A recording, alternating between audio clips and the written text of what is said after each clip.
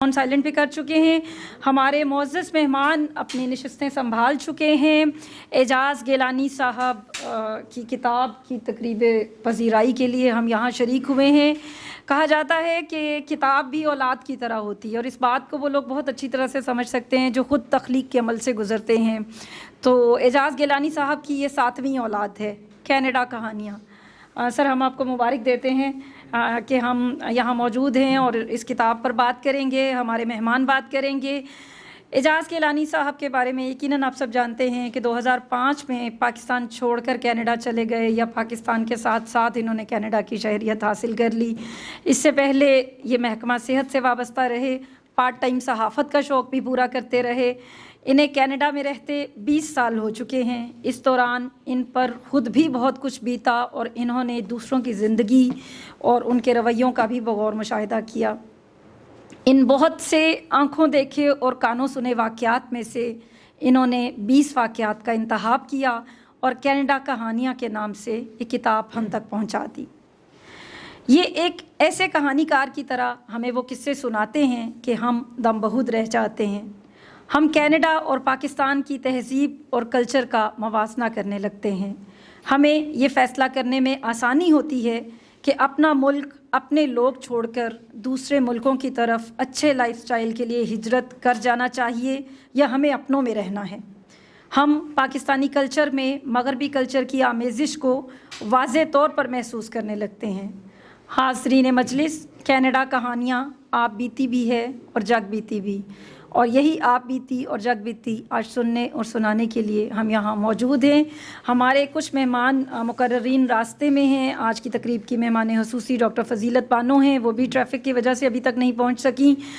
میرے آج کے پہلے گیسٹ اسپیکر عامر عباس صاحب ہیں، ایڈوکیٹ ہیں، قصور سے ان کا تعلق ہے. اسی ہال میں ہم ان کی کتاب کی ایک تقریب پذیرائی قلم کٹہرہ کی کر چکے ہیں.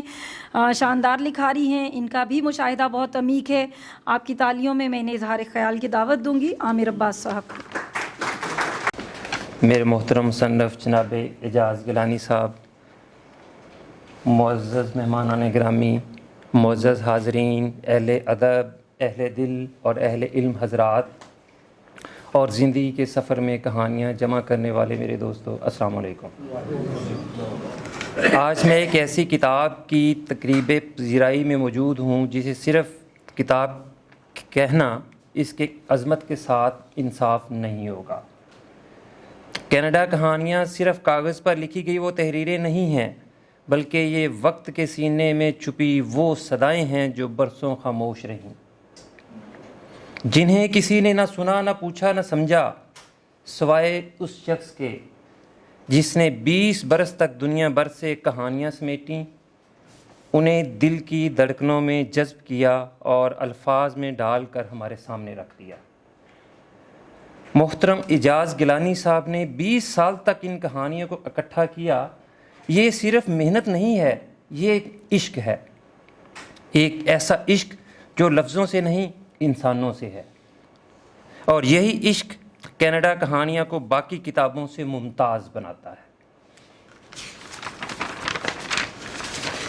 یہ کتاب دراصل ہجرت کی کہانی ہے، مگر وہ ہجرت جو صرف زمین کی نہیں، شناخت کی ہوتی ہے، احساس کی ہوتی ہے، اپنے وطن کے ذائقوں سے جدائی کی ہوتی ہے. 1970 کی دہائی میں یورپ، افریقہ اور برصغیر سے جو لوگ کینیڈا پہنچے، وہ صرف اپنا سامان زیست ہی نہیں لائے تھے، وہ اپنے خواب لائے تھے. کچھ خواب جو پگھل گئے، کچھ خواب جو بکھر گئے، اور کچھ خواب بے حد تگ و دو کے بعد شرمندہ تعبیر بنے. کتاب میں موجود ہر کہانی کسی فلم کے اسکرپٹ کی مانند ہے.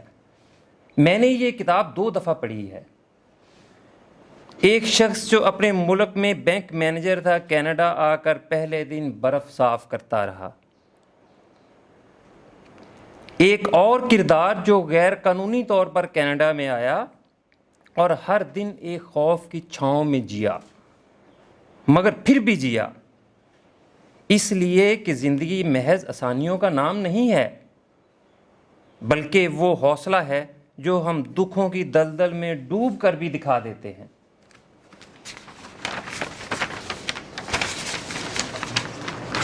یہ کہانیاں ہمیں بتاتی ہیں کہ ہجرت صرف جسم کی نہیں ہوتی، ہماری روح بھی سفر کرتی ہے، اور یہ سفر آسان نہیں، چاہے وہ قانونی ہو یا غیر قانونی۔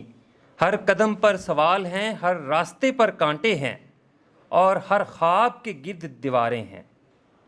یہ کتاب دراصل ایک ادبی جھروکہ ہے جس سے ہم مختلف قوموں کے لوگوں کو دیکھتے ہیں، ان کے دل کی دھڑکن سنتے ہیں، ان کے آنسوؤں کو محسوس کرتے ہیں، اور ان کی کامیابیوں پر خود بھی ناز کرتے ہیں۔ یہ کتاب ہمیں سکھاتی ہے کہ کامیابی ہمیشہ مسکرا کر نہیں ملتی، اور وطن سے دور جانا ہمیشہ ترقی نہیں ہوتا۔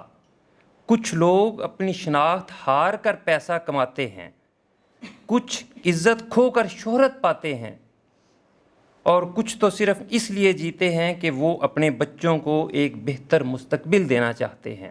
اس کتاب میں ایک بڑی ہی دردناک کہانی ہے کہ کس طرح سے ایک MBBS ڈاکٹر کینیڈا میں جاتا ہے، وہاں پہ ایک ٹرک ڈرائیور بن جاتا ہے، اور المیہ یہیں پر ختم نہیں ہوتا۔ المیہ تو یہ ہے کہ وہ ایک ٹرک ڈرائیور ہی فوت ہو جاتا ہے۔ میں محترم جناب اعجاز گیلانی صاحب کو سلام پیش کرتا ہوں کہ انہوں نے وہ لکھا جو لکھنا ہر ایک کے بس کی بات نہیں، اور میں دعا گو ہوں کہ ان کی 7ویں تصنیف ان کے قارئین کے دلوں میں وہ جگہ بنائے جو ہر مصنف کا خواب ہوتا ہے۔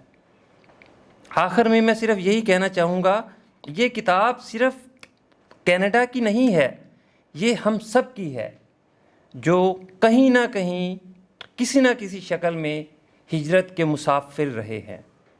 آپ سب دوستوں کا بہت شکریہ۔